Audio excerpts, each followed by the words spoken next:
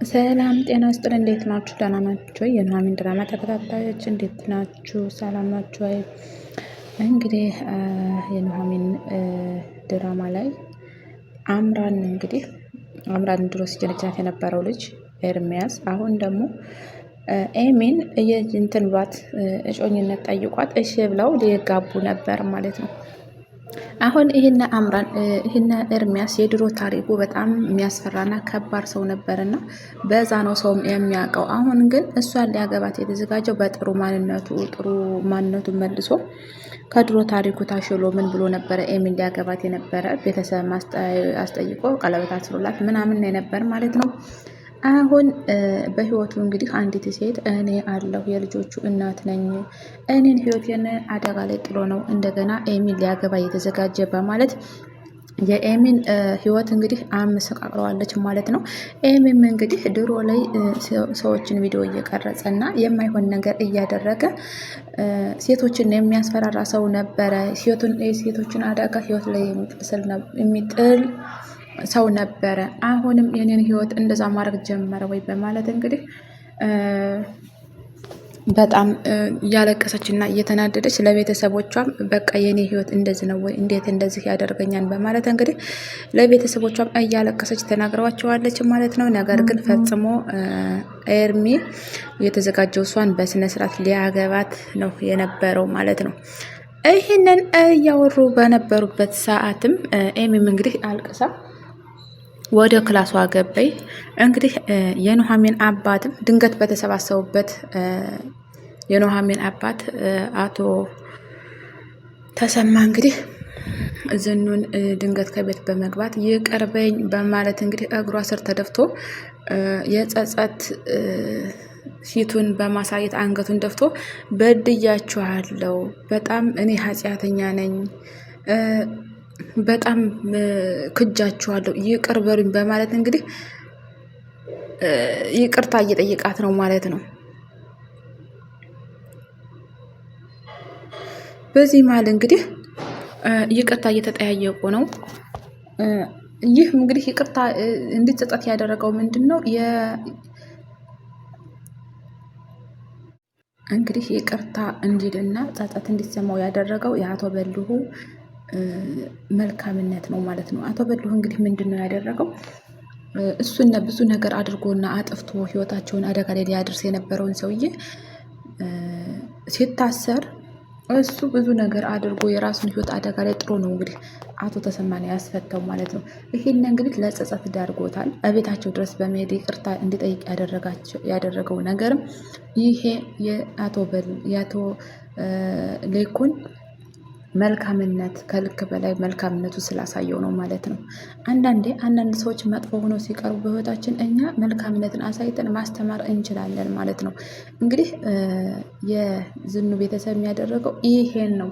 በዚህ ማለት እንግዲህ ይቅርታ ዝኑም እንግዲህ ረታው ይሄና ለእኔም አይገባም፣ ይቅር ልትለኝ አይገባም በማለት ራሷን ዝቅ ዝቅ በማድረግ እንግዲህ ይቅርታ ብሎ ከተደፋበት ታስነሳዋለች። እንግዲህ ከዚህ ላይ ናሆሚም ብዙ ነገር ለማድረግ ሞክሮ ነበረ፣ እጁን አንስቶበታል። እሱም እንግዲህ ይቅርታ እኔ በስህተትና ትልቅ ሰው ሆነህ ሳለ እጄን አንስቼብሃለሁ፣ እኔም ይቅር በለኝ በማለት እንግዲህ ሁላቸውም ይቅርታ ሊጠያየቁ ችለዋን ማለት ነው። ሊኩንም እንግዲህ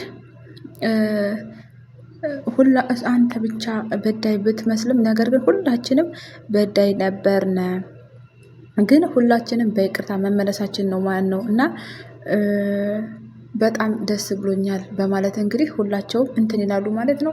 እንግዲህ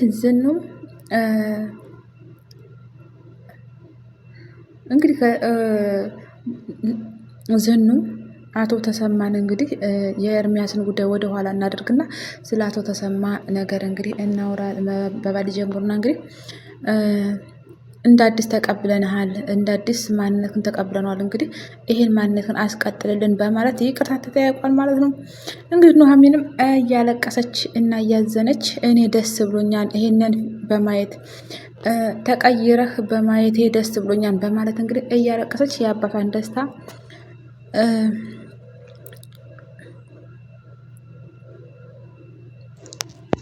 እንግዲህ ኑሐሚንም ይቅርታ አድርገናል ሁላችንም። ነገር ግን በጣም ይቅርታ የሚያስፈልጋቸው ደግሞ የጋሼ ቤተሰብ ነው፣ የሌኩን ቤተሰብ ነው። የሌኩን ቤተሰብ በጣም ብዙ ነገር ለፍተዋል፣ በጣም ለፍተዋል እና እነሱን አሳዝነናቸውን አባት ያስከፍተብኛል እነሱን ቤተሰቦችን። ስለዚህ በማለት እንግዲህ ሁላቸውም ይቅርታ ሊያደርጉለት ችለዋል ማለት ነው። እንግዲህ ሊኩንም ተሰማም በጣም በቃ ጸጸቱ ከልክ በላይ ሆኖብኛል፣ እንዴት ነው የምችለው? ተው በጸጸት እየገደላችሁ ነው በማለት እንግዲህ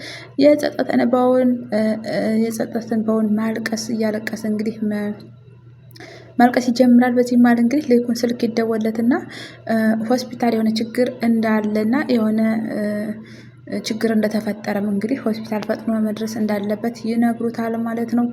እንግዲህ በዚህ መሃል ሁላቸውም በመደናገጥ ምንድን ነው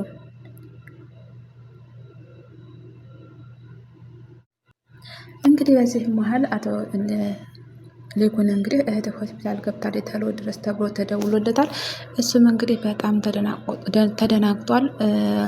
ሁላቸው እንግዲህ የራሳቸውን ብሶትና የራሳቸውን ብሶት ላይና ማልቀስ ላይ የነበሩት፣ ነገር ግን አሁን መሄድ እንዳለበት ወደ ሆስፒታልም ይነግራቸዋል ማለት ነው። እንግዲህ እህቱ ምንም የበደለችው ወይም ደግሞ ብዙ ነገር ያደረገችው እህቱ ናት ማለት ነው። እሷም ደግሞ ማናት ሮማን ናት ማለት ነው። የእሱን ቤተሰብ በጣም ብዙ ነገር ያደረገችው ናተኝ።